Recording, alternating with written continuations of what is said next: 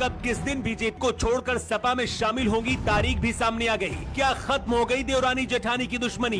भाभी डिंपल के लिए अपर्णा ने लिख दी भावुक चिट्ठी। बीजेपी में शामिल होने के बाद पहली बार अपर्णा यादव ने इशारा कर दिया है कि कभी भी बीजेपी को छोड़कर सपा में शामिल हो सकती हैं। अपर्णा यादव ने योगी और मोदी पर भरोसा करके बीजेपी में शामिल हुई, लेकिन बीजेपी अपर्णा को मेनका गांधी बनाने की राह पर काम कर रही है। जिस तरह से गांधी परिवार को तोड़ने के लिए बीजेपी ने वरुण और मेनका गांधी को हथियार की तरह उपयोग में लिया, उसी तरह से मुलायम परिवार को तोड़ने के लिए बीजेपी अब अपर्णा यादव का उपयोग कर रही है। अपर्णा यादव को बीजेपी सिर्फ मोहरे की तरह उपयोग में ले रही है।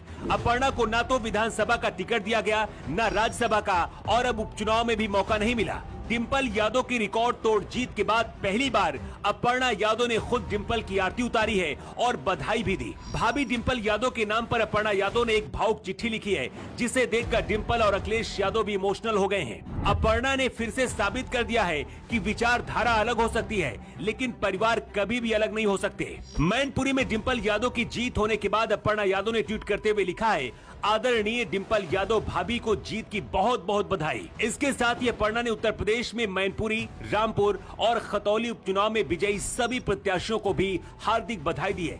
सूत्र बताते हैं कि अपर्णा यादव ने फोन करके भी डिंपल यादव से बात की है।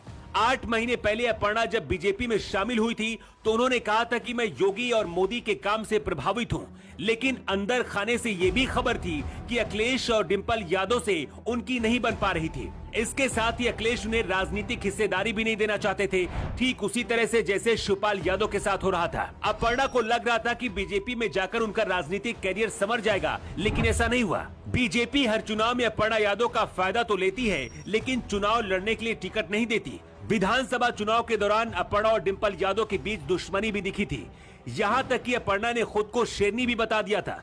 लेकिन अब अपर्णा की ट्विटर चिट्ठी के बाद सपा के अंदर अपर्णा के स्वागत के लिए तैयारियां शुरू हो गई हैं।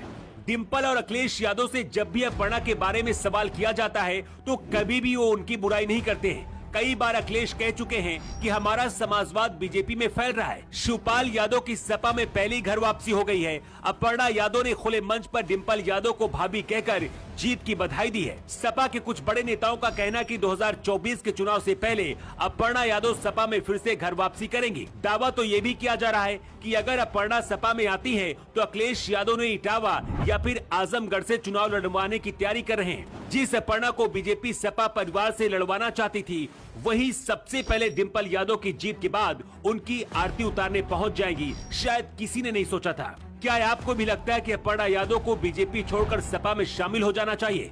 और बीजेपी अपर्णा की अग्नि परीक्षा क्यों ले रही है? आपकी क्या राय है? Comment box